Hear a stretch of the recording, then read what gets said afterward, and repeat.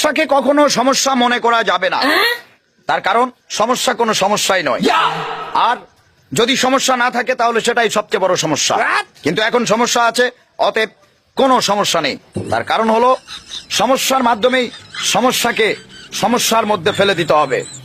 অনেক সমস্যার ভিড়ে একটি সমস্যা হলো নানামুখী সমস্যা। কিন্তু কোন রকম সমস্যায় যদি সমস্যা করতে না পারে তাহলে তো কোনো সমস্যাই নেই।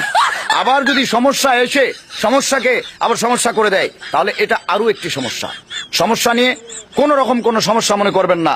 সকল সমস্যায় কোনো সমস্যাই নয়, আবার কোনো সমস্যাই নয়, এটি সবচেয়ে বড় সমস্যা। সবকিছুর মূলে সমস্যা থেকেই সমস্যা, সমস্যার ভিড়েই সমস্যা, সমস্যাকে সমস্যার মাধ্যমে সমস্যাকেই সমস্যা করে দিতে হবে। অতএব কোন রকম কোন সমস্যা নিয়ে আর কোনো সমস্যা নেই। সকল সমস্যা অলরেডি এখন সমস্যার মধ্যে পড়ে গিয়েছে। আপাতত সমস্যাকে সমস্যা করে দিয়ে আমি নিজেই একটা সমস্যা হয়ে গেছি, আর কোনো সমস্যা নেই। সমস্যাকে কখনো